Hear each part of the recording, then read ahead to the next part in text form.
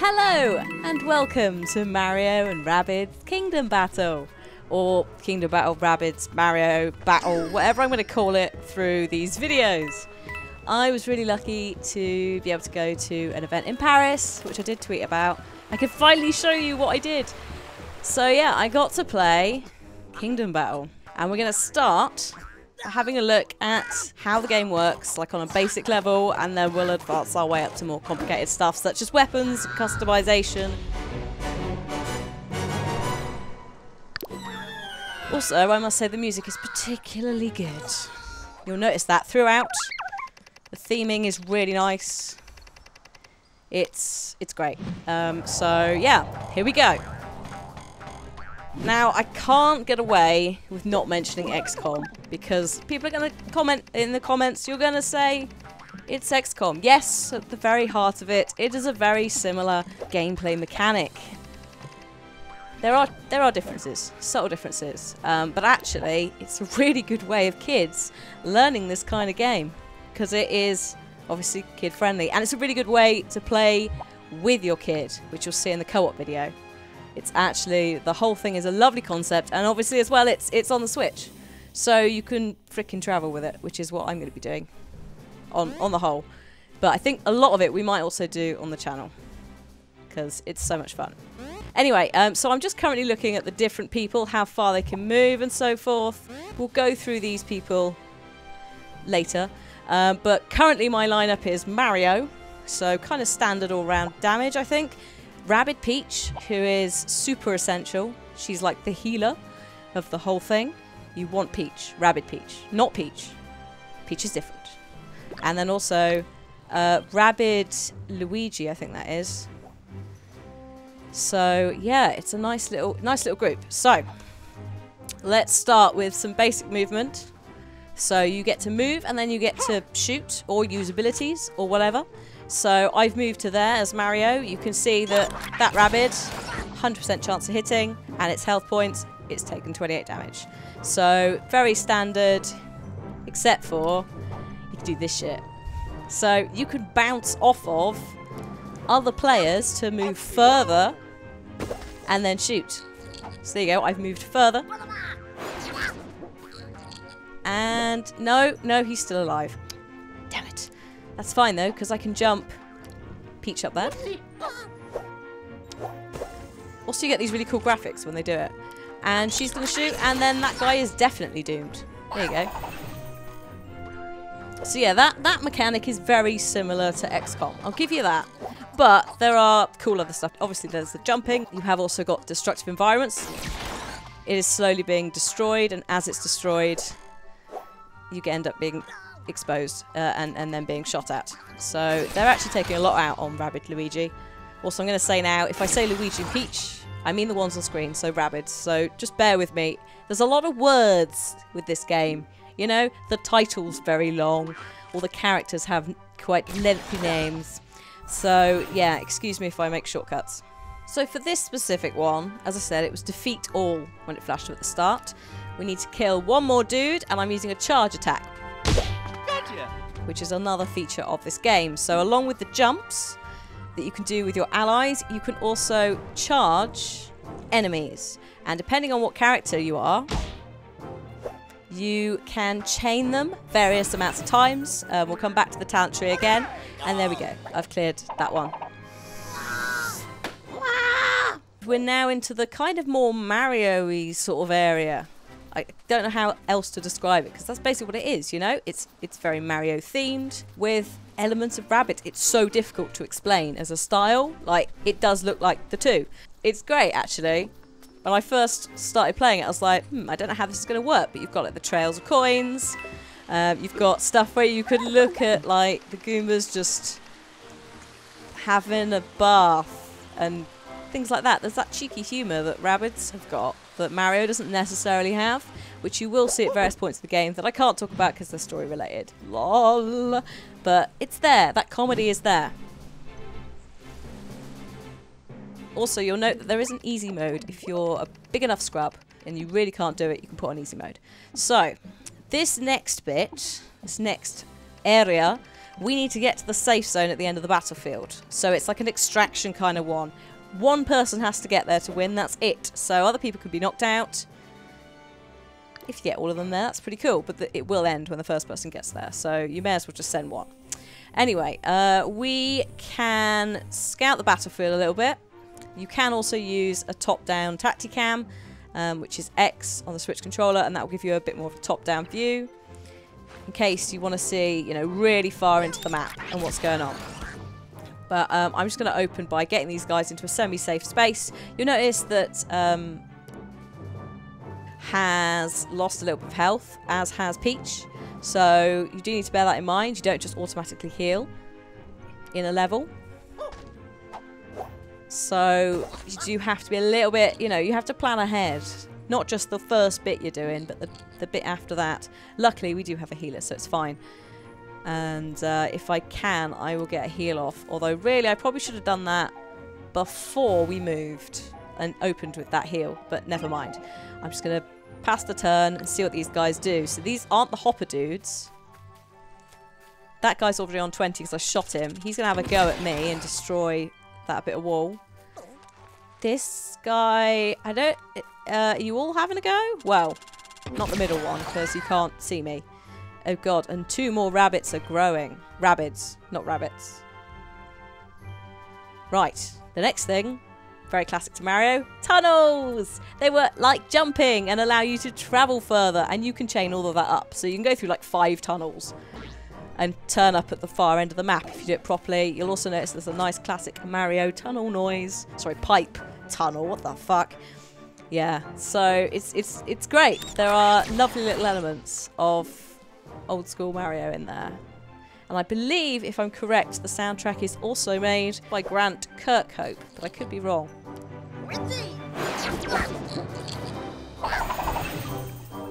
So, we have 2 new enemies. That's fine. It's not fine, because I've got to deal with them, but it's fine. They're fairly small, and I'm hidden quite well. So, it'd be fine. Rabid Luigi isn't just exposed to the fucking elements. Please. Oh no. Buddy. Oh, tank it. Well done. So you notice some coins drop there. They will drop throughout the game. You can get them like that. Just pick them up. So you're like, sometimes you're going, I'm just going to go to the far end of the map and get those coins right now, and then I'll take my go. But they're also, whilst you go between these kind of mini levels, as it were, because the whole thing's a big level. I can't really explain that, but you know how it is with the worlds in Mario, and then you have the levels within the world. It's kind of like that. These are the levels within the world, I think. Yes, I'm confusing myself. There's different objectives, different bits and bobs, and they're just great. All we need to do in this, as I said before, is get to the far end of the map, which it will be fine. The enemies will continue to respawn because it's like a survival thing almost, you know. But this is totally doable. This is easy. This is like the first bit of the game. Now, it is also worth mentioning that now, obviously, you can also do this handy little feature, which is called fast forwarding. It's great. I wish more games had it for enemy turns, because sometimes they're really slow. So, kudos on that one. You jump over the river if you're feeling fancy. So, say if I was playing, I think it's Rabid Yoshi, I think it is an explosives expert, so you could send him over with a grenade or something. Or you could send over Rabid Mario, who has a big hammer, and ground slam them. There you go. You might see a little bit of that later on, especially in the co-op area. See a bit of those characters in action. No, I know that's just dangerous. Pop behind the pipe. Ha! Whee! I like how all of that's done. I don't want to say the framing. That sounds really silly, but you know what I mean. I like the little snippets. There is also, by the way, a covering fire function, which will occasionally happen throughout the game. You will see it when it happens. I'll probably lose my mind, especially if it's Luigi, because Luigi's a motherfucking sniper, and he's ridiculous. You'll see it later. I will find that footage. Oh my god. So good. He's just a glass cannon and just destroys everything. Anyway, so there you go. I got to the area.